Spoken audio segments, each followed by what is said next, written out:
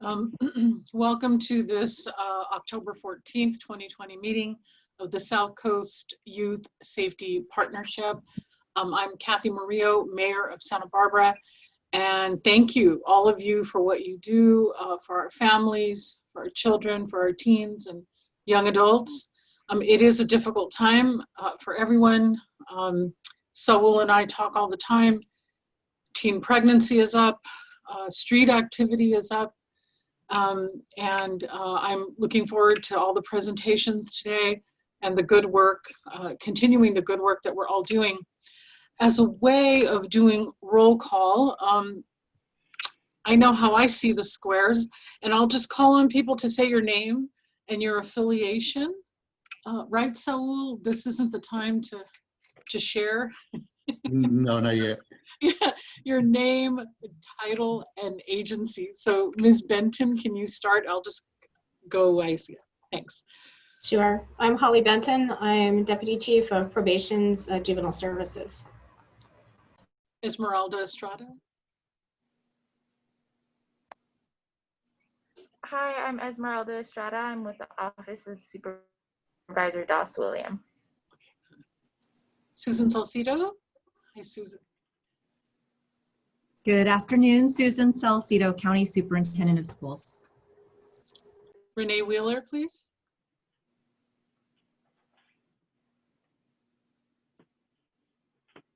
I thought I was being so clever and hitting my space bar, but it wasn't working. Hi, I'm Renee Wheeler, and I'm with Santa Barbara County Education Office. Welcome. Craig Bonner. Hi, Craig Bonner, Chief Deputy with the Sheriff's Office. Sheriff in the house. Pat Hardy. Hi, Pat.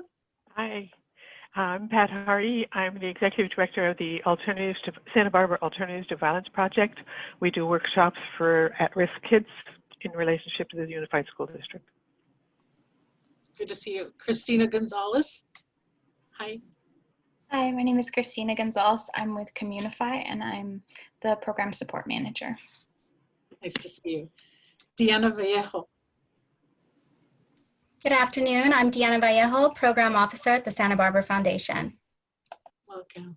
John Savnock. John Savernock, Chief Deputy District Attorney, Santa Barbara County DA's Office. Thank you. Hi, Pat Keelan. Hi, good afternoon, everyone. I'm Pat Keelan. I'm the CEO for Communify, formerly Community Action Commission of Santa Barbara County. Good to see you. Shauna Dawson, introduce yourself. Hi, I'm Shanna Dawson. I'm the Management Assistant in Neighborhood Services and Public Safety with the City of Goleta. Goleta, super. Ethan Bertrand. Hi, good afternoon, everybody. Ethan Bertrand, Office of Supervisor Greg Hart. Okay. Hi, Barbara Finch. Good afternoon, Barb Finch, Department of Social Services, Kids Network, and Child Abuse Prevention Council.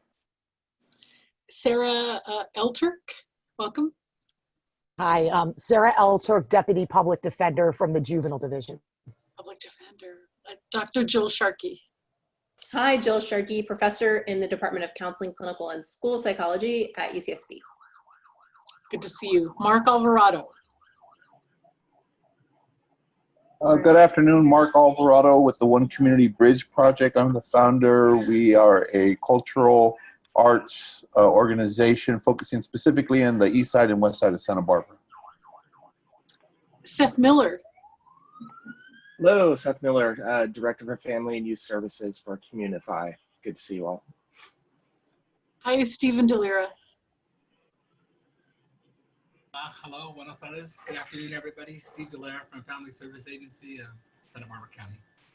All right, you were a little soft, so speak up next time. No one's ever said that to me, but I will. Yeah, you crank it up.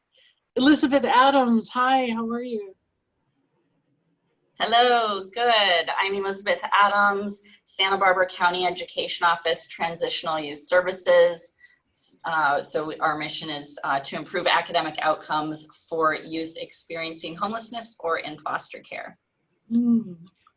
Jerry Menchaca, hey. You gotta unmute yourself. Is it unmute? Can you hear me now? Yeah.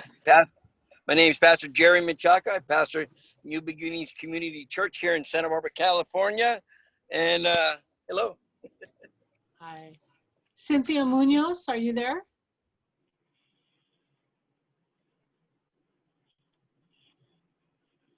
Maybe we'll come back to Cynthia Munoz. Lucille Boss, are you there? I am. Good afternoon, Lucille Boss with the County of Santa Barbara on homeless programs. Thanks. Kate Ford. Hi, Mayor. This is Kate Ford, and I'm a member of the Santa Barbara Unified School Board. Awesome. Sean Hill. There's your face. Hi, everybody. I need to ask for your forgiveness. I had to pick up my 2 children from school today, so I will have children climbing all over me at some point. I will do my best to hang on. I know this is important. I'm a lieutenant with the Santa Barbara Police Department. Thank you. Glad to have you. Nancy Gottlieb, are you there? Nancy? Okay. Alexis Pinto? Yes, hi. I am working with CADA out of the Daniel Bryant Center. I am the Youth Empowerment Services case manager. Okay. Okay, super. Oh, Nancy Gottlieb says she's having some difficulty with the audio, but hopefully she can hear us and still participate. So Saul Serrano, did we have, so some people are members of the community engagement team? Yes, we have community engagement team members joining us today, and so they're here with us as well as the policy team. So I just wanted to share that with the group. Okay, so they're here. Okay, super. Okay, we can start with our items and with the climate check first. And so Lieutenant Hill, we could start with you if this is a good time considering your childcare duties. So go ahead. Thank you, Mayor. In Santa Barbara, we obviously have had an incident recently at the beginning of the month. We've been working on that. We have been, generally speaking, regarding youth, still working with the community on some of our youth out and about, so to speak, in town. In general, that hasn't been an enormous problem. However, we do have some issues regarding bicyclists around town and whatnot. But again, we're working in an educational, using primarily education as a format to try to communicate with the public and our youth to help solve those problems. We have had a few incidents regarding violence and related to gangs. However, we have not seen a significant increase in the numbers as far as the data goes. I will transition really quickly. We are working in partnership, collaborating with the Santa Barbara Unified School District, as well as our City Hall and City Council, in looking at exploring ways to create new partnerships or at least opportunities for our youth in the schools. And that would be potentially in the form of job shadowing, long-term like youth engagement, in hopes to kind of bring our youth back to us as professionals that grew up in our community. So that's kind of one of the exciting and positive things that we've been working on. So really trying to figure out ways that we do that well already and find ways to increase our outreach, especially with our underserved youth, so that we can help facilitate their track to become local professionals when they get older. So I'm excited to talk about that. And that's all I have for the update, but I'm happy to take questions. Are there questions for Lieutenant Hill? We're not too formal, just unmute yourself.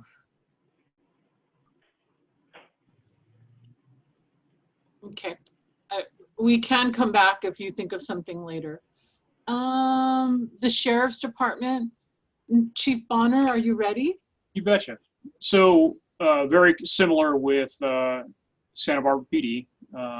Since COVID hit, we saw a significant decline in criminal activity, both as it relates to adults, but very specifically as it relates to juveniles, at least insofar as the reporting of it and our arrests. That has continued for the past going on 9 months now. Well, maybe not that many, but anyhow, the one challenge we have had is with the schools being out. One of our best sources of information and our best opportunities to avoid things turning into bigger problems or crimes has been our school resource deputies. And for the past 6 months, our school resource deputies have not been engaged because the schools have been out. However, as of beginning of next month, our school resource deputy at San Marcos High School will be starting again, and we already have Goleta has their school resource deputy in place for Dos Pueblos High School as things start coming back to the schools. But again, that's been one of our best opportunities to have that early connection with members of our youth in the community, and the opportunity to avoid things turning into crimes or other major issues. So we're looking forward to that. But again, the ongoing temperature check is that, we have seen a decline over the past 6 to 8 months. Questions for Chief Bonner?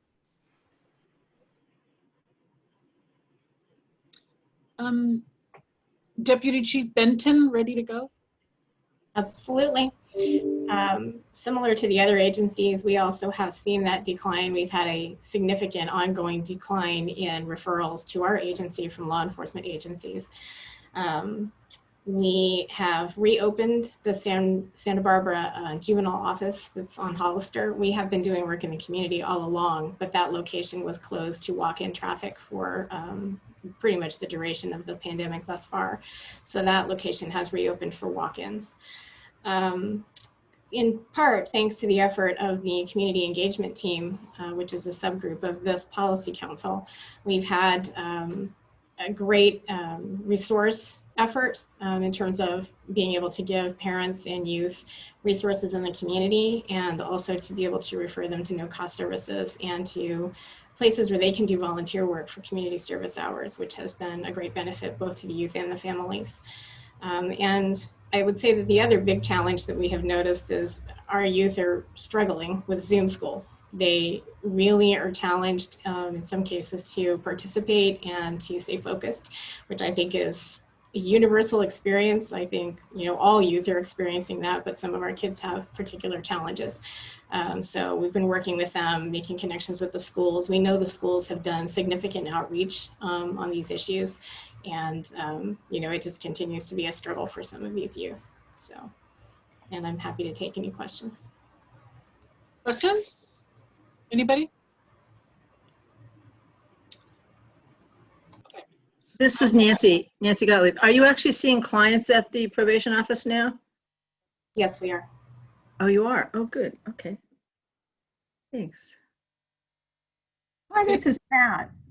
I've got a quick question. I'm just wondering, I think that many people would find the fact that we're seeing significant decreases in youth juvenile activity to be surprising, because the thought has always been, we want to keep children engaged in school, youth engaged in school, so that they're not out on the streets and getting into trouble, right? And so I think that folks that I talk to find that counterintuitive, and I just wondered from your perspective what you see as the reasoning behind the decrease. I will in part defer to my law enforcement colleagues, because probation in general is handling referrals that come from law enforcement agencies. So they are a little closer to that issue and may be able to speak to that a bit more. I can start and try to help. I don't know if I have a kind of scientifically grounded answer, but I can tell you that we are still obviously in the middle of a pandemic. So we have drastically changed how we do policing in the community regarding contacts with people. I think that's a bit of a realistic outcome of what this this pandemic has done to us. So I think there's a lot of variables that can cause a decreased amount of referrals to probation. I think one of them is probably that we have modified our policing model, so to speak, to adjust for safety precautions, et cetera. So I think that's one thing that to consider. I'm sure there are lots of variables that that I probably can't identify at this moment, but it's difficult to compare apples to apples. In other words, pre-pandemic referrals versus referrals right now, because there's just so many things going on, you know, not only with the pandemic, but just with policing in general in the nation. So hopefully that helps a little bit. And I'll just jump in on what Lieutenant Hale explained, but you know, it's not just with juveniles. The same statistics apply on the adult side in terms of the number of contacts and arrests, but quite frankly, also the number of reports that we are receiving. So that could be that folks out in the community are not reporting things, whereas they used to, or it could just be that the overall impacts of COVID and how everybody is going about their lives has caused a slowdown of activity out on the street, including criminality. So. Well, Pat, I will add that, and then I'll go to Pat Hardy, that what I'm hearing from the youth that we work with is, for instance, if their parents have lost some income, that they want to go into business for themselves, make and sell jewelry. And so it's not translating into crime, I think, but they're having other kinds of challenges that they're looking for help with, which is, it's a good thing. So that's what I would add. I think there's challenges, but maybe it's just not turning into something criminal. So Pat Hardy, you wanted to speak? Well, we have a bit of a different experience on the streets. Our kids have taken our workshop, and we only work with them and their families, but we receive calls from families. At least 16 kids have been runaways. And the dynamic that happens is that they are enticed by drug dealers. These are not connected to the gangs, but they're enticed by drug dealers who've come into town, get them hooked, and then they expect them to do home invasions or to do other kinds of criminal activities that you may not relate to our kids, but they're part of that. And getting them, we've been able to remove probably half of the kids from that setting and put them into another setting. But we also have had repeated times when people have called the police, or they've called the probation department, and the parents do not feel like they're being assisted. And so we step in and help them facilitate through the system and get them more involved. But it's still, it's much higher now in the last 6 to 8 weeks than it was the first several. Well, now we're in week 29 or something like that. So I think we may be just seeing a different part, but these are not kids who have always been involved in gangs. They're kids who been involved in nothing. They've been taking the workshops and working hard at the schools, but they're not succeeding in staying independent of these other enticing opportunities. Thanks for that, Pat. Thank you. And we are happy to work with anyone who would like to work with us. That has been a challenge as well. We've had kids have gone to courts, and the parents say, we can't have them back. And they say, we can't have them because they'll just leave. So they go back home and they have their monitor on, and within 2 hours, the kids have escaped. And then they have to be taken care of in a different way. But this is not an uncommon kind of situation. It's not common as you probably experience, but it's certainly common to us. Thank you, Pat. And as I say, we are open to talking to anybody about being able to work with you. Okay, thanks. Let's, if there's not any other questions on the this law enforcement aspect, I'll turn the meeting over to Saul Serrano. Thank you, Mayor, and thank you everyone for being on the call today in the meeting. I'm going to do a screen share, so if your screen goes a little bit wild, I apologize if it throws everything off. Let me try this. Here we go, just so I could share some slides I've prepared. Been through all that. So I'm going to share a couple of updates with you all, and I will be sending you all these slides so you have them via email. But I'll be talking about the community engagement team and updates from that group, an OJJDP comprehensive gang model webinar that took place, and some events that are coming up or initiatives that are coming up in town.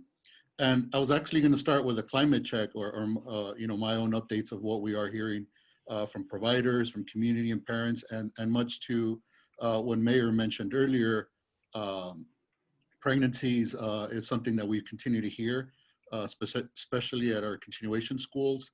And so we're monitoring that and seeing, what are the opportunities to connect programs and education with prevention in those areas. And so I wanted to share that. Also, we have gotten word from parents, like Pat was sharing, that their youth have gone missing and that adults are the ones that are usually picking them up and dropping them off. And some of that activity taking place in hotels and, in the city of Santa Barbara and neighboring communities, all the way to Lompoc as well. There's been reports of parents who have had youth having to go pick up youth all the way in Lompoc. Also, moving on, I do want to share that in the last meeting in July, we discussed a partnership statement on equity. That statement was we discussed it here and it went back to the strategy team for final review. And then after that, it's been posted to the webpage. The link is on there, but I know you probably can't click the link right now. So I will share that with you all in the chat box once this part of the meeting moves on. There is a video from Ali Cortez, who is co-chair of the community engagement team. She couldn't be at today's meeting, but she did want to send a video, so I'm going to play it right now. And if your audio is too loud, I apologize. Don't know, it's the first time using Zoom to play a video through PowerPoint. And if it doesn't work, please let me know. Hi, my name is Ali Cortez. I'm the clinical youth outreach worker for the Santa Barbara Unified School District. I am also the co-chair for the community engagement team. Here are some of my updates. As most of you know, the school board has voted to implement hybrid learning model in January 2021. A lot of systems are already being put in place to be able to do this in a safe manner. A majority of the staff have been tested. Many surveys go out to the parents, to the staff, to the students to get a poll on the feelings and also understand what is going on in the community to better inform the school district and their decisions. All staff has really been hands on deck with all of this, really the priority making learning, remote learning as accessible as possible and learning along the way and making the changes necessary to do this. A lot of wellness checks are being done by the deans, by the principals, by the counselors, outreach workers, in collaboration. When we see that there's a student that's not attending in their class, we notice and we go knock on the door to let the student know that we are aware, to let the family know that we're aware, and also to ask questions on how to support them, what do they need, and provide those resources as fast as possible. For us as the co-chairs, we have been meeting almost weekly because our meetings as the community engagement team are now bi-weekly, and this team keeps growing. We also see new people, new agencies entering this meeting, and we're talking about the trends. We are connecting, we're building relationships to better serve our community and do a more fluid resource, provide these resources to our families and to our youth. We also did get a chance to meet the new superintendent, Hilda Maldonado. She got to connect with us and tell us about, her plans and her vision. We also got a chance to introduce ourselves individually and also share our vision and our mission as the CET team. We also have created a CET resource list that just provides all the most updated resources available, which we then had a meeting with 211 to provide this information for 211 to also connect with us to just build the relationship a little bit more so that the CET team also updates their information with the 211 platform. So it's just a collaboration and teamwork, and that's really overall what I have seen during these past months, bigger effort on collaboration, on partnership, on discussing the issues that are happening and creatively finding solutions. So I would say those are all my updates. I hope to connect with you very soon, hopefully in 4D. I hope that you are well and that you stay safe and healthy. Have a good rest of your day. So those were some of the updates from Allie. One of the things that she didn't mention is the work in partnership with City of Santa Barbara and other partners on youth bicycle safety, especially during the Fiesta cruiser ride that takes place, and being involved in sharing that information with the community of the new route to avoid any bicyclists on State Street during that event that happened in August. In the month of September, the OJJDP Office of Juvenile Justice and Delinquency hosted a webinar on the comprehensive gang model and building collaboration through community mobilization. It was a very good webinar, so I just wanted to share it with the group on the best practice model of gang prevention for community. I think it helps clarify the roles and the work. It goes in partnership with our strategic plan recently completed, and I think it just helps to get a bigger understanding of what ingredients communities need to lower gang violence or risk factors that affect a community. And so again, I will share that link so you can view on your own. I would do recommend skipping through the first 5 minutes, which are housekeeping, and then just getting to the actual content of the webinar.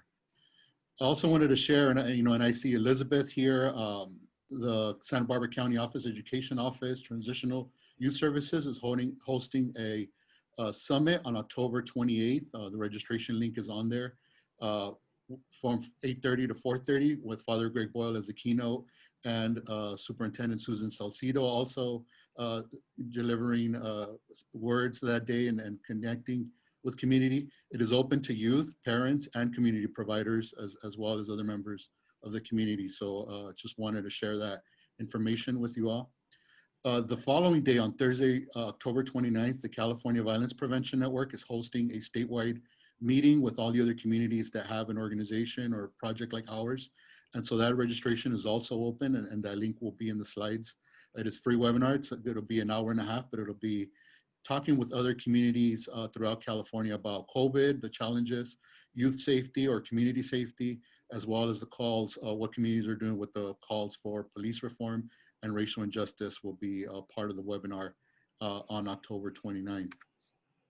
And last, I wanted to share about a bicycle safety initiative that is up and coming, that is being in the works, that includes Santa Barbara County Association of Governments, the City of Santa Barbara, Downtown Santa Barbara Organization, Coast, One Community Bridge, bicycle groups, and the business community to really figure out what is happening with the bicycle, how, or not what's happening, but what solutions are in place as we have now a different, we're in a different place with social distancing, COVID, the change of State Street, and just youth being really into wheelies and riding their bicycles with others. Yeah.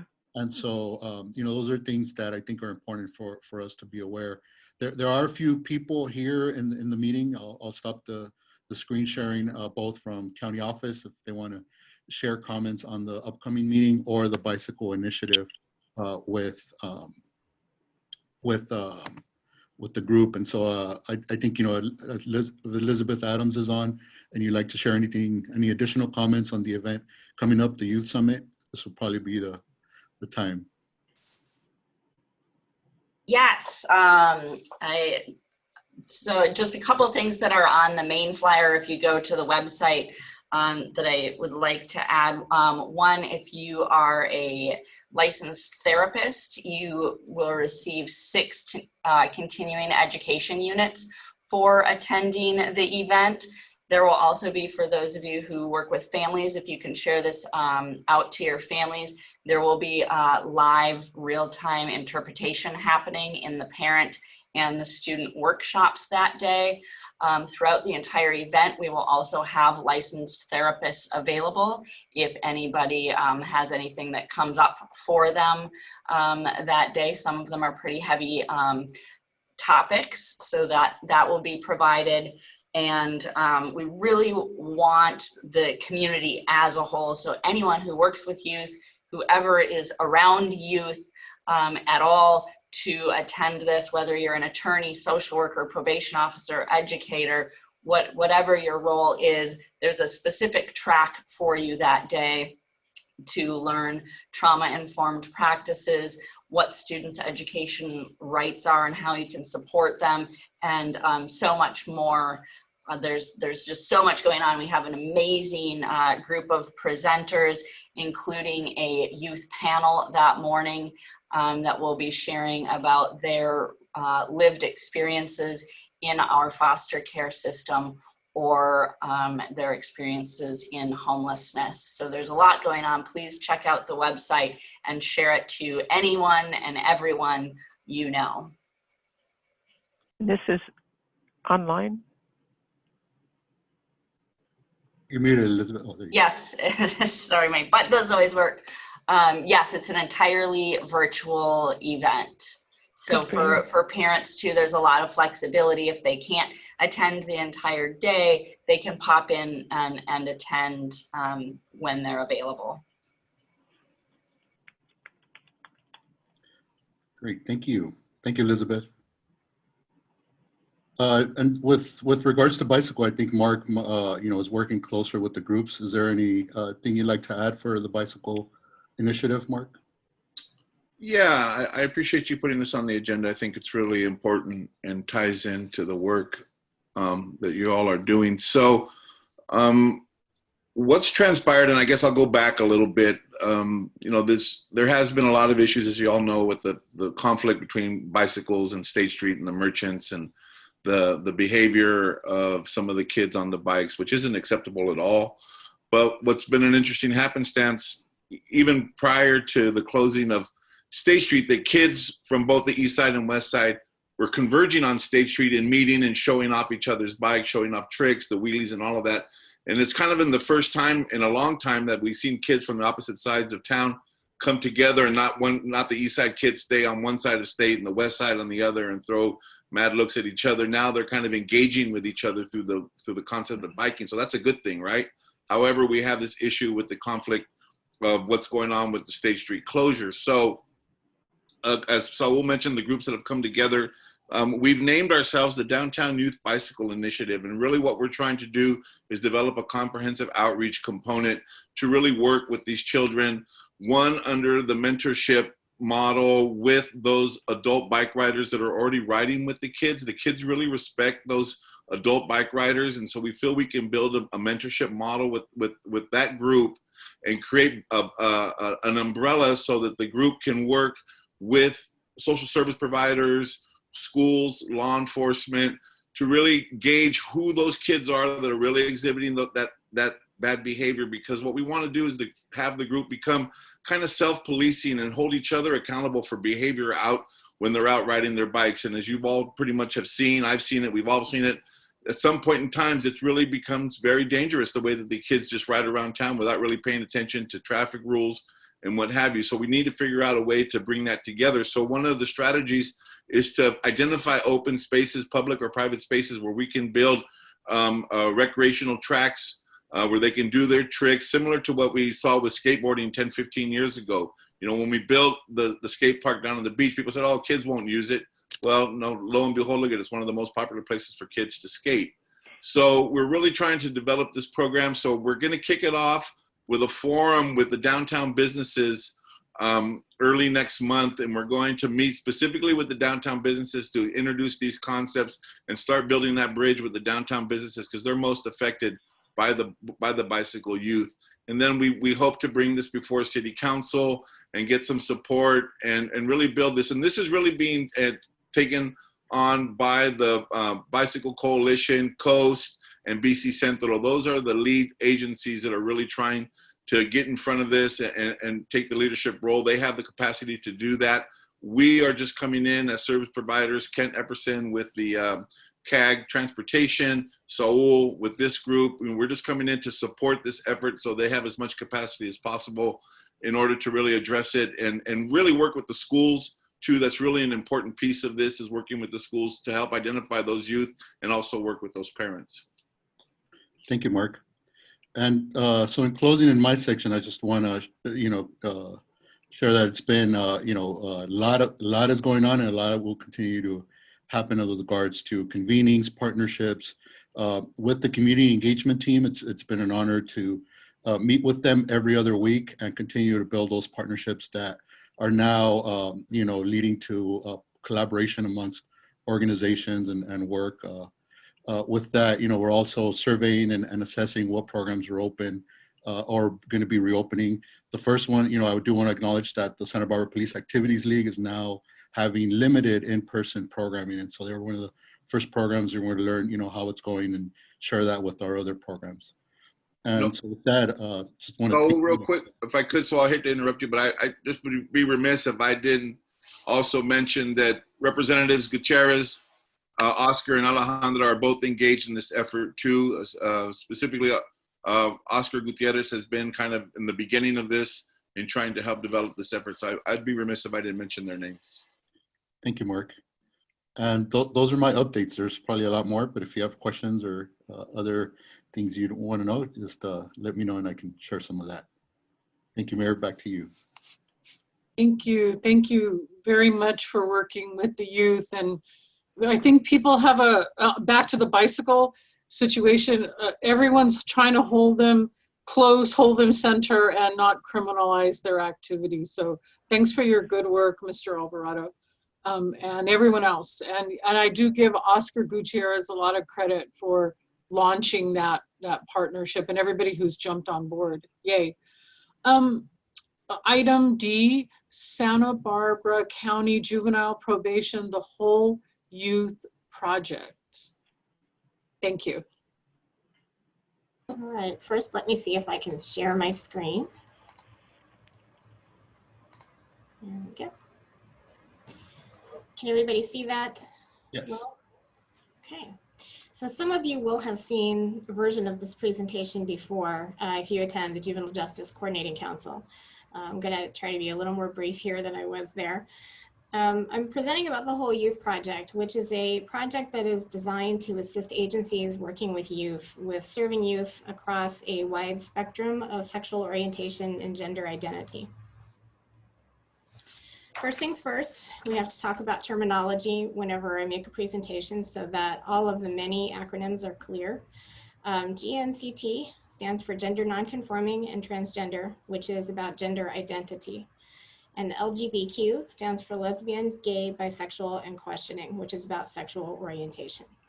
And in discussions of some of these issues, you will often hear these terms abbreviated differently as LGBTQ, GNCT, LGBTQIA. It's very, alphabet soup, but this is what it means. It's about gender identity and sexual orientation.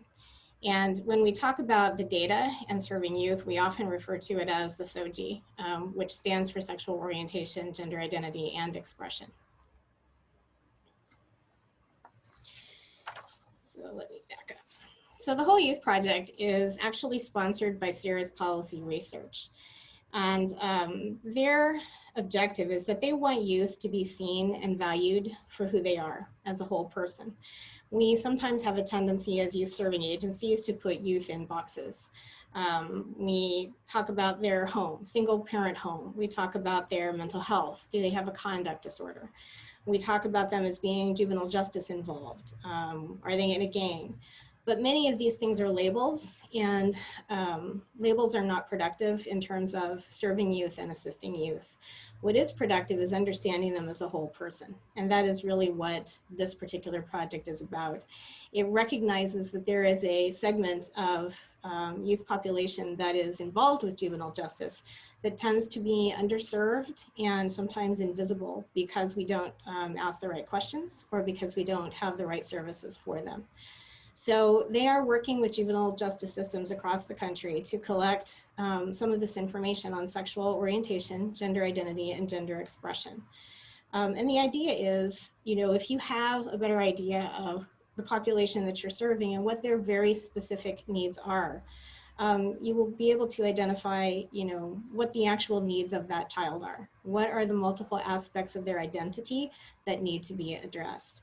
Many systems do not ask these questions or do not ask them in sensitive ways that would actually enable youth to share information in a way that they feel is secure and private, which makes it hard to develop authentic relationships and really refer youth to the best services. CERES has been developing a cohort of agencies over the last couple of years to complete this work, and we actually are going to be part of the third cohort that they have established for this work.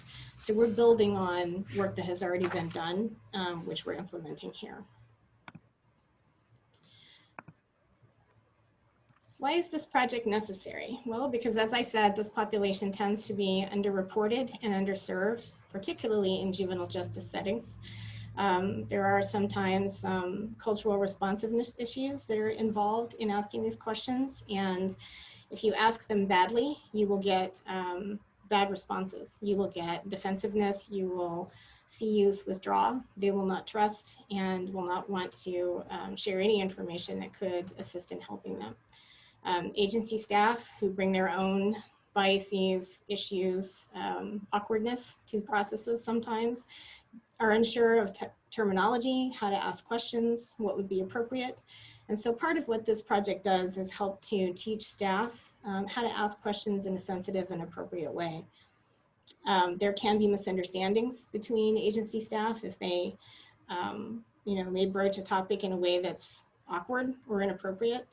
And you will also find sometimes tricky situations where a youth would like to share information, but they know that their parents will not approve, or where the parents will tell a probation officer or a youth serving staff that they, you know, that they don't agree or, you know, don't want that to be promoted. We've heard a number of different responses from families over the years. And so, you know, this is not about persuading or convincing anyone about anything. This is about making a space and an environment where it's possible for youth to share authentic information with staff in a non-judgmental way. Part of what this project is bringing to the probation department is they're reviewing policies that are specific to youth, working with youth and anti-discrimination in these areas, and then making recommendations for either policy creation or policy revision as necessary. They're looking at how do we collect data and how should we revise our data collection to make sure that we're reflecting this population accurately. They will be assisting with community engagement, engaging community partners to better serve youth, and training for our staff for some of the issues that I mentioned previously. And they're also going to evaluate our interview practices. At what stage of working with youth do we ask these questions? When should we ask the questions? And how should we do that? They will also be looking at data sharing. As many of you are aware, probation has been increasingly transparent about our data, particularly in juvenile, and have been sharing quite a large amount of data with our partners. We want to continue that effort you know, across all of our systems, including with these youth. They do technical support calls for all of the cohort agencies so that we can share information and best practices. And then they share best practice guides with all of the sites and cohorts that are participating in the project. We feel that we need to continue to take steps further along the continuum of care with youth in order to be able to work more closely with and better with all of the youth in our communities. And this intersects you know, very strongly with our work on racial and ethnic equity and inclusion, which we have been pursuing for the last year and a half or so. And it continues our commitment to what we feel are actionable strategies in implementing evidence-based practices across the continuum of what we do. So the project actually kicked off for probation in July and will continue for the next 2 years because it is a little bit of a time-intensive, data-intensive project. They were delayed a little bit in beginning with us because of the pandemic. Like everyone else, they had their timelines for what they do pushed back, and they have had to discover, new models of training and staff engagement. So they've been working on that. But in the first 6 months, they've already started policy review. We've started policy revision, and we anticipate our training will begin in January for this project. And the next step will be starting some of the community engagement work as well. And as this project proceeds, we'll have a better picture of the youth that we serve and a better idea of how to serve them. Clearer idea of where we have gaps in services, and better connection to the agencies that can help us and assist us in doing better work. Enhanced data collection capabilities and ability to share that data with our partners in forums like this and the JJCC. And of course, best practices for interviewing and working with these youth. That's the top level overview, and I'm happy to take any questions if you have them.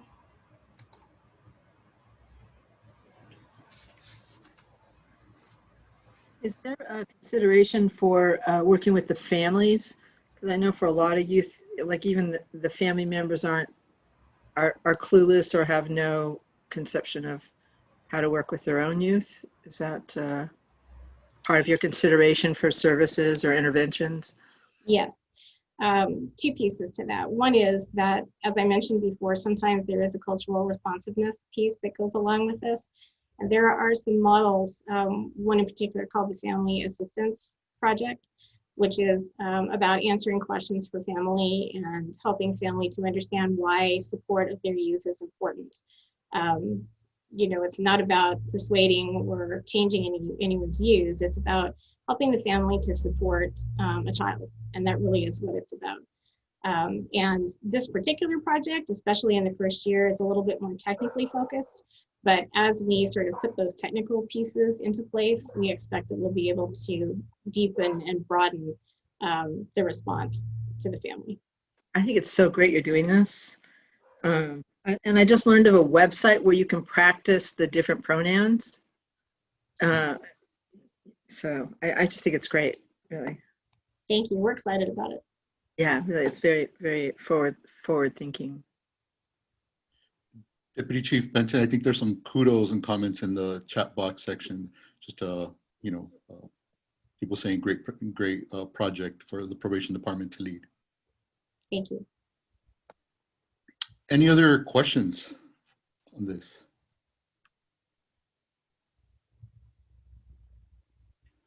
No. Okay. Thank you. I have a quick question, if I may. Yes. I know very little of, and I find it very fascinating all the stuff that you went through. Is there any course or anything that I can look into that would better help me to understand and to look into the perspective and all the things, these different things that our young people that are dealing with? I'd like to, in fact, you just simply say educate myself more on this, because it's something that I find that I know very little about. In order for me to truly serve better my community, I'd like to get a better understanding. How would you recommend? I think there actually are some partners in today's meeting/call who might be able to assist with that, who have connections in the community that could point you in the right direction. And there also are some trainings that have all moved online at this point, but certainly there are some things that I can send you in terms of some links that you could follow for some of that sort of, SOGI 101, I guess I would say. Great, thank you, great question. This is Susan, if I could make a comment. Yes. Hi, Holly, I wanted to say thanks for this presentation. Again, I had an opportunity to hear it once before, a little bit of a different version, but nonetheless really appreciate the work. And one of the things that you talked about was, ensuring students are visible. And I really think that is so key that we keep saying that and really acting towards that. And I think I really appreciate the alignment with the California Healthy Youth Act that schools are all implementing right now and shifting from recognizing and acknowledging to affirming and including, really seeing and making sure students are visible. So I feel like this is such a great alignment, and I just so appreciate county probation, your leadership, and the efforts to really, truly, make visible and then act on this for our youth. So just wanted to say thanks. Thank you. Any other? Sorry, go ahead. Thanks for taking over, Mr. Serrano. Any other questions or comments? Besides a lot of gratitude and congratulations, Ms. Benton. Thank you. And everyone else. I have a question. Will we, once the program gets going and you have some findings, will you be able to share that with this group, some of your lessons learned and findings, and how that, how that's impacting youth? Because I think, the having programs is good, but the how they impact youth is also as important. Absolutely agree. And, we talk a lot about the data sharing aspects of this, but I do expect that we will have some bumps in the road in implementing some of these practices. And so those are definitely lessons learned that we can share. Thank you. So that concludes that item. Thanks. On to item E, the Goleta Valley Neighborhood Court. And Mr. Bertrand is here, Mr. Savernock, I'll get it. And welcome, gentlemen. Yes, thank you so much, Mayor. It's really great to be here today. And to start off, I'll just say, it's amazing to be hearing about such encouraging projects. I know we're in a very heavy time right now of dealing with COVID and working to advance racial justice, and to come to this group and to see the things that are moving forward to improve our community is just really inspiring. So I'm Ethan Bertrand from County Supervisor Greg Hart's office, and I'm joined by John Savernock from the Santa Barbara District Attorney's Office. Today we're going to present on the Goleta Valley Neighborhood Court project. It's a pilot project that's being developed in partnership between the 2nd District Supervisor's Office and administered by the District Attorney's Office. And it's a little bit different than some of the programs that we're discussing in this group, because the program is aimed at people over the age of 18. But as we'll discuss, and as you all know, transitional age youth are obviously in need of many services in the justice system. So Saul approached us with that nexus, understanding that a program like this could really be beneficial for transitional age youth in our community. So what we're going to do today is provide a brief overview of just what is restorative justice, what is a neighborhood court program, how can community members get involved, and who will this program serve? And thank you to Saul for helping us with the slides. So to start off, what is restorative justice? In the aftermath of harm, restorative justice seeks to make things as right as possible. This involves identifying what went wrong and taking actions to be accountable and make amends, promoting the well-being of all parties involved. Some experts refer to restorative justice as the practice of doing sorry. When we do something wrong, obviously we want to apologize, but this is really putting our words into actions. And as many of you know, restorative justice is emerging as another option to the traditional criminal justice process. So we'll now go to the next slide, which is what is a neighborhood court program? A neighborhood court program is a pre-filing diversion program for low-level offenses. What this means is that when a low-level offense is committed in our community, particular to this program in the Goleta Valley, such as a misdemeanor, rather than going through the traditional criminal justice process, a diversion program looks for another option, an off-ramp, if you would, for traditional justice involvement.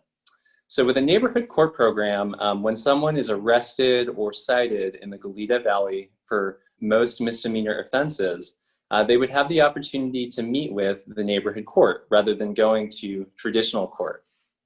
A neighborhood court is a restorative justice panel made up of trained community volunteers. At the neighborhood court, the program participant will meet with the volunteers and discuss what went wrong, how that action impacts the community and negatively impacts the individual, but most importantly, how they can make things right.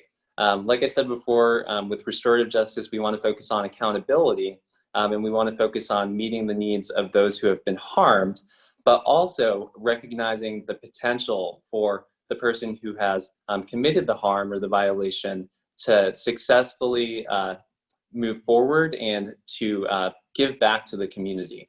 So after going through this process where they discuss what went wrong, its impact, and how to make things right, the person will move forward and complete the agreed upon accountability steps.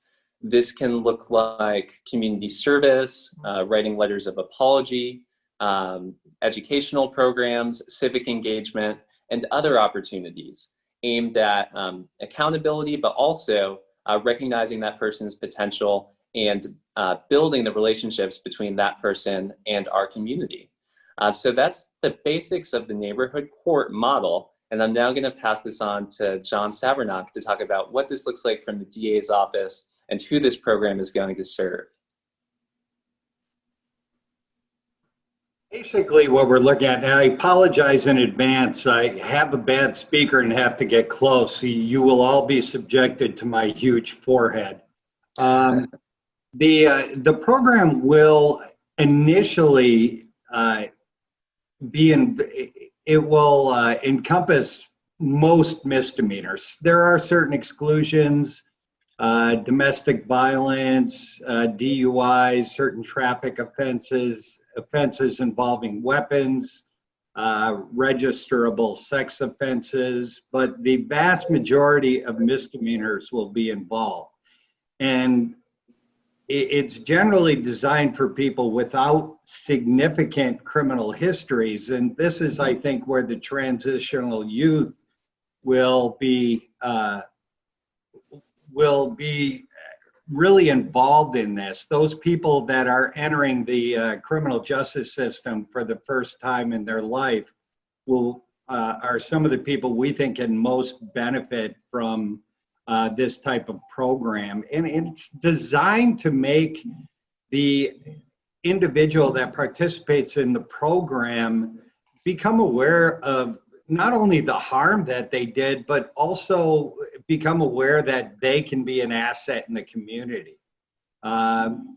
Ethan and I have presented to various social services and other agencies, and we're really getting a groundswell of support of people that want to participate as the volunteer adjudicators, for lack of a better word, because they are very interested in helping people feel a part of the community. So get the person to realize what harm they are committing to their community and to themselves, and to kind of bring them into the fold. Goleta seemed like a perfect place to do this. We had a lot of support in there. This particular program will have one full-time employee, basically a program manager, and the rest will be the volunteers. It will require no additional law enforcement resources. Essentially, the only thing we're asking from the Sheriff's Department is that they identify a case as being in the geographic zone. So it looks like from a cost-benefit basis and a resource allocation basis, a real win-win. We've modeled it largely on a very successful program in Yolo County. Yolo County is expanding this program into certain low-level felonies, and we are hoping to have similar success with this program, in which case we would be willing to do the same. So I think We were slowed down a little bit by COVID in terms of getting approvals, getting HR to get us a recruitment for our coordinator, and also during COVID, it's going to be a little bit difficult to assemble the panels that are necessary for this, but that is not stopping Ethan and myself from preparing to being ready when we can fully implement the program to get it off the ground. That's right, John. And for the group, I'll say that when I look at this program, I mean, there are so many beneficial aspects, but one very beneficial aspect that I think stands out is that we're looking to resolve issues that would traditionally be handled in the criminal justice system without the collateral consequences that can come along with that. Meaning that when someone completes this program, they've been accountable, they've been connected to the community, they recognize what happened, but they do not have that criminal record, they do not have a fine to pay, though I'm sure some folks may have restitution if that's part of their case.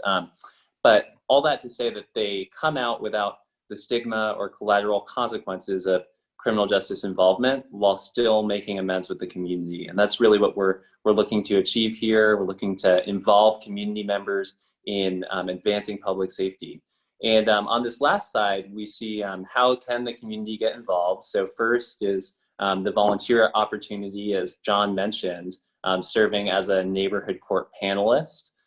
We've started a list of interested parties, which I've been developing that list, and when the program manager is hired, I'll give them this list for them to reach out to folks who are interested. Number two, partnering with Neighborhood Court to provide community service opportunities to program participants. And I'm very excited to share that with this group because I know there are a lot of nonprofit or public agency service providers that may have volunteer opportunities that could be available to folks who go through this program and need to do community service. And then lastly, spreading awareness about the program. John and myself have given a number of these presentations, and it's a lot of fun every time to be able to share this and importantly to get feedback and to build new connections. So thank you so much, and we're happy to take any questions. And I think as far as transitional youth, that part Ethan mentioned about not further ingraining people into the criminal justice system, some of these young people may need jobs to further support their education, their life, even in some cases, their family. Sometimes their best opportunity is a job where there are licensing, either it being drivers or other insurance or licensing, and these a criminal conviction can show up on that background. It can be the difference between themselves and another candidate as to who gets a job. So when we talk about this opportunity to make them a part of the community, that also goes in terms of their work life. I think it's definitely beneficial to not only avoid the stigma, the being further ingrained, further exposed to other people with criminal records, but also it also, if they successfully complete the program, it keeps a lot of their options open as to how they're going to support the life they want to live. That's such a great point. Thank you both. Go ahead, unmute yourself if you have a question and jump right in. Question or comment? And or maybe even a request. So as someone that previously worked with the issue of addressing racial and ethnic disparity, it seemed like the larger portion of the population for people of color was in the northern part of the county. And Steve, speak up. I'm sorry, I'm like John, I have to get close to the computer because otherwise I'm too far away. So let me for the forehead. Stephen, just give me a thumbs up if I'm hitting it. What you were saying is that it seems like a larger portion of the people that may be impacted were in the northern part of the county. And maybe the thought is, why is this program just focused in Goleta? Is that kind of where you were going? Yeah, I guess what I'm looking for is maybe in the future is looking at the numbers, right? So if you have the referrals of misdemeanors that are coming to Goleta, Santa Barbara, Lompoc, Santa Maria, you know, why, and how did we come with Goleta and maybe not say City of Santa Maria as an example? Stephen, what we found, and this was largely, this was largely a push made by Supervisor Hart with the full support of District Attorney Dudley and a community that could support this. Goleta is it is a very cohesive community. I'm actually a Rotary president of one of the 2 Goleta Rotary clubs. And it really gave us an opportunity of a city that supported us, was willing to give us space to allow us to institute this program. We have every intention of expanding this if we get the success that we hope we do. And we certainly would love to take it north and south and east and west without getting into the ocean. But it is our hope, it is our plan that we will expand this program because we fully anticipate it will be highly successful. I think you will be successful, and I want to applaud you for your efforts and everybody that's working on this. Whenever we can divert people away from the criminal justice system and allow them to maintain their dignity and a cleaner record, one that doesn't put them through the judicial system and allows them to make amends back to their communities and involve the community, I think it's a win-win. So congratulations and nice job. And I look forward to hearing about your success. Thank you. Thank you. Anyone else? Hi guys, this is Kara from Evolve Treatment Centers. So we work with teens, and one of the things that we do in our program that is based off of dialectical behavior therapy, or DBT, is when a teen engages in one of their target behaviors, whether that's using substances or self-harming or something like that, we do what's called a behavior chain analysis. And this kind of sounds a lot like that, and they're able to look at kind of, what vulnerabilities factors did I have, then what was like the prompting event that made me engage in this behavior, and kind of what skills could I have used to make a different decision, what were the consequences, and then part of that again at the end is realizing how that affected their peers or other people around them, and then making those repairs. So, we've seen that this is awesome for our teens, and I'm really excited to see you guys implement that into the community, because it's so great when people have a chance to reflect on, what brought them to that space and what skills could they have used to kind of go around that, and then again making those repairs helps them feel like they've mended that. So I love this, so thank you. Yeah, that's definitely what we're doing in a significantly less scientific manner than you. Absolutely. And you got me thinking about our partnership with different wellness providers, such as the Santa Barbara County Department of Behavioral Wellness. And while this program is administered by the DA's office, it's funded by the Community Corrections Partnership, which is a partnership that includes many different county departments, including not just our justice agencies, but also behavioral wellness, social services, County Office of Ed. So we're really going to try to leverage those partnerships as well. Great. So 2 things that are so powerful about diversion and restorative that I really love about this is the opportunity, especially for kids, to have a community helping them and empowering them instead of punishing them. That's just such a powerful message. And then the other thing is that if you can build jobs into this, that's life-changing. And I think that's the one thing that Santa Barbara as a community as a whole, the county as a whole really, is we just don't have jobs programs for kids. We just don't. And I write a lot of grants I have over the years, and I'm constantly looking for jobs grants, and they're just, there aren't any. It's crazy. I mean, I don't know, but I mean, I think in your work with the community, if you could say, gee, would you do a little, internship for somebody, or an on-the-job training program or something that, I mean, that's just jobs. Kids learn how to do something that changes everything.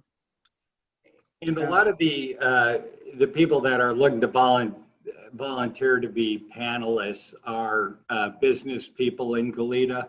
And I would imagine that a lot of the advice they'll give and some of the directions that they'll give the participants will be aimed at that. And it is our hope that we form relationships strong enough to actually support the participants in their whole life and their attempts to not only live but work in the community.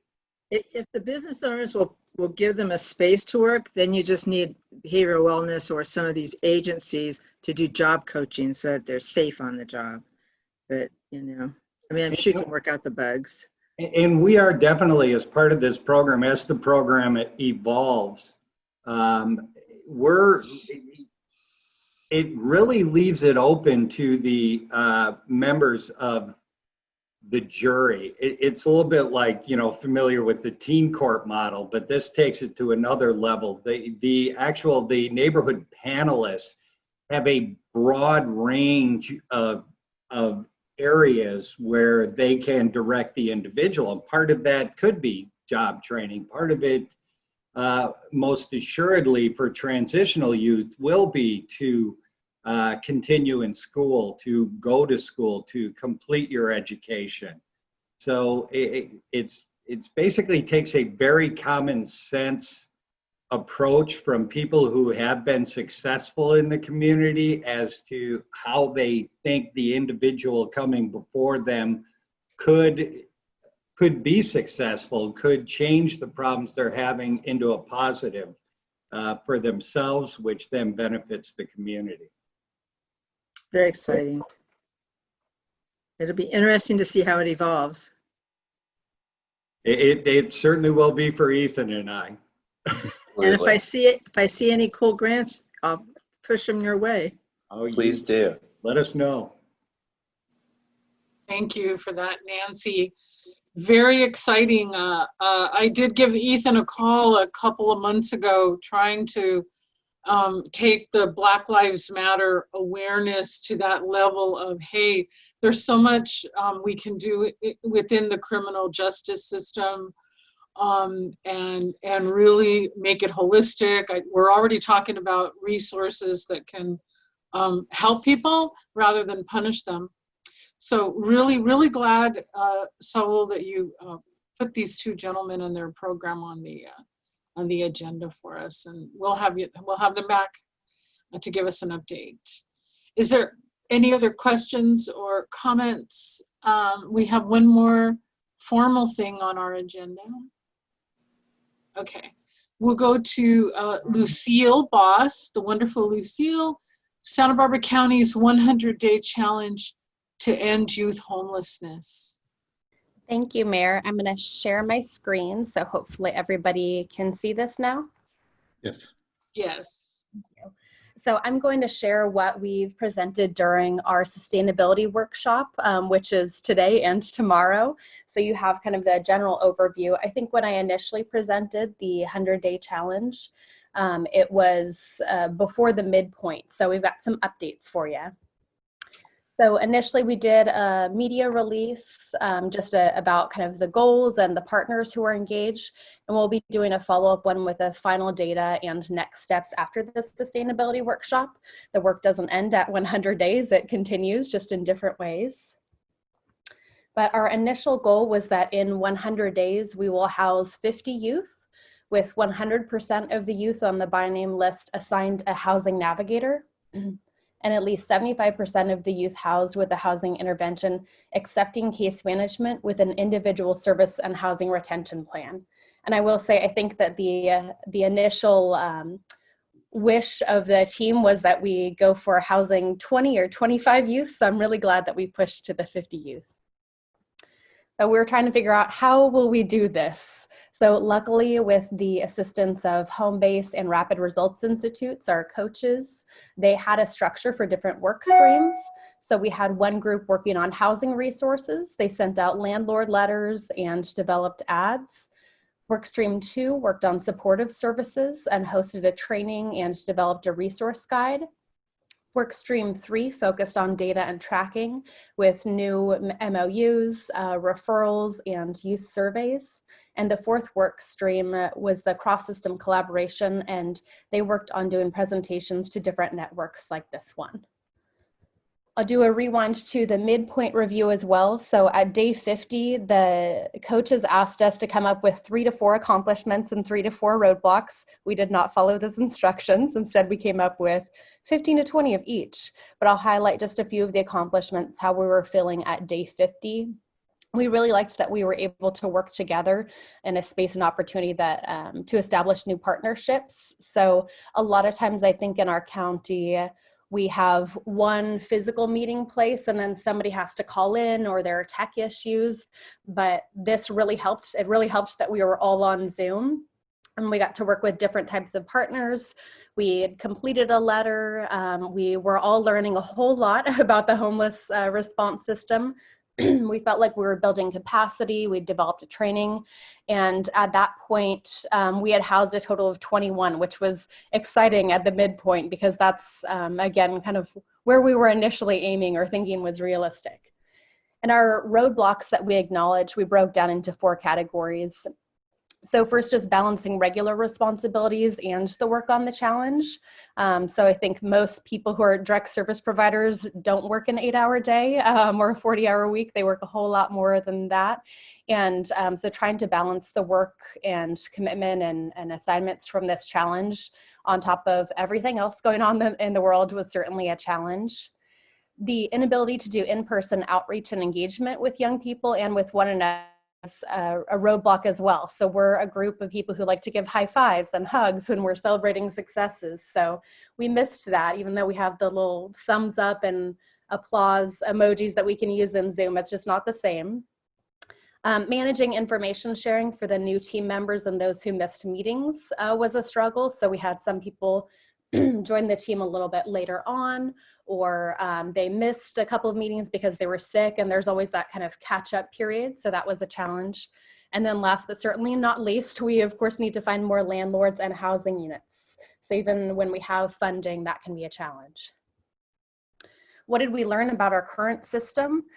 We definitely learned that people and agencies working outside of the homeless crisis response system are not aware of the system, structures, services, and opportunities available. So we tend to throw a lot of acronyms around, and for a lot of people, they may think homelessness is one thing and shelter is one thing.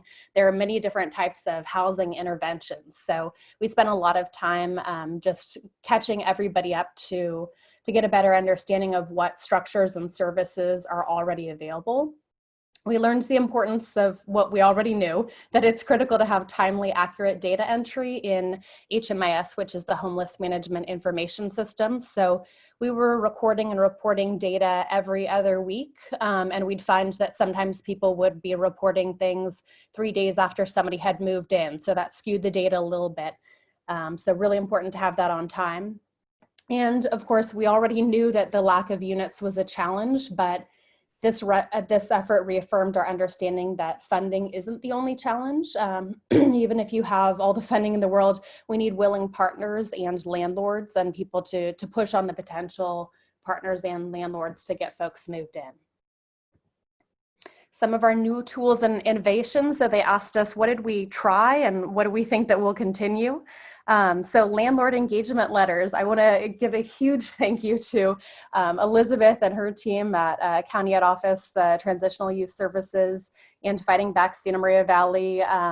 Between our 3 offices, we folded and stuffed 10,000 letters to landlords.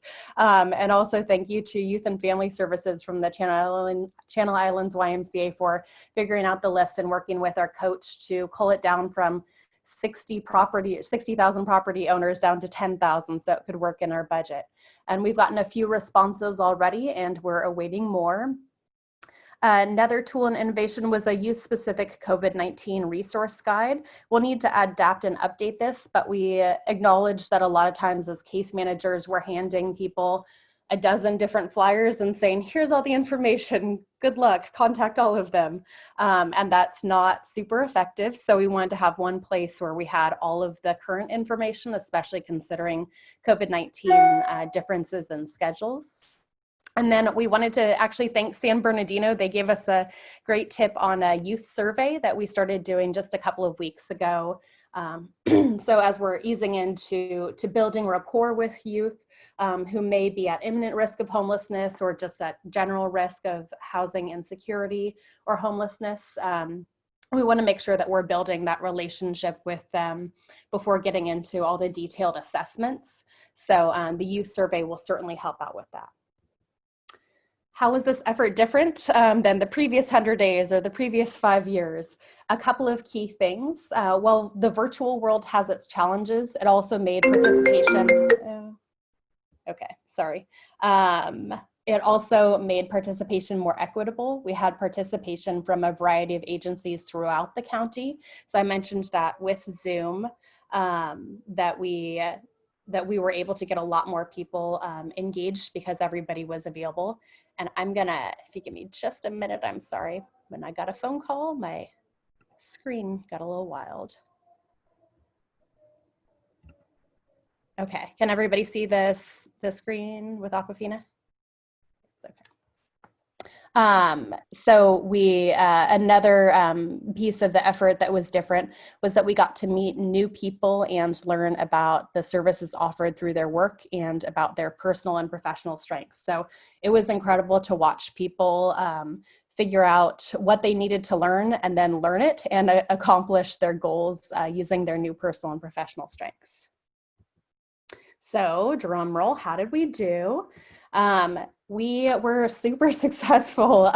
We housed 52 youth, 100% were assigned to Housing Navigator, and 100% of the youth housed with a housing intervention have an individual service and housing retention plan. So we blew right past the goal, and that is in part thanks to a couple of new partners. So UC Santa Barbara is now engaged in the coordinated entry system and in the homeless management information system, and they have put their state dollars for rapid rehousing to good use. So I'm glad to have them on board, and we also have Communify and 211 as a new partner as well. So very excited about that.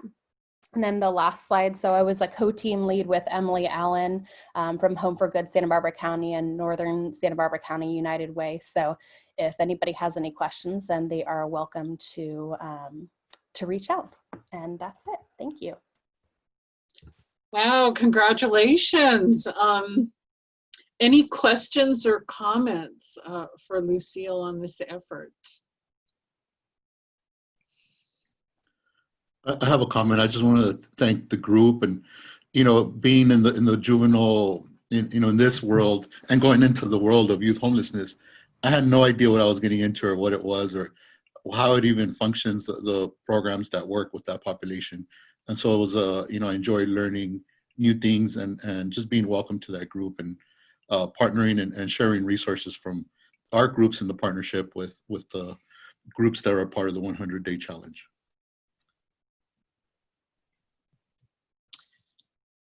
Any other questions or comments?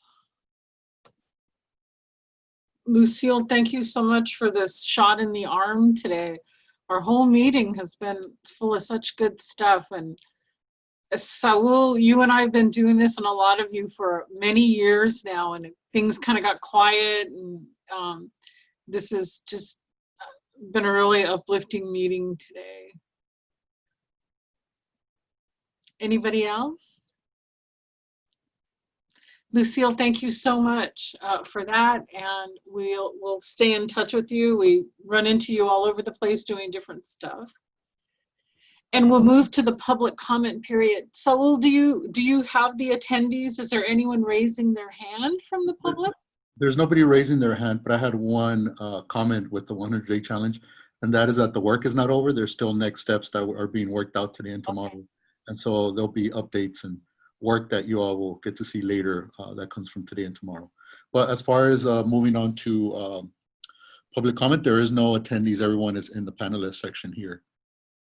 Well, I saw Elizabeth raise her hand. Go ahead. Thanks. Yeah, I have two comments, kind of one.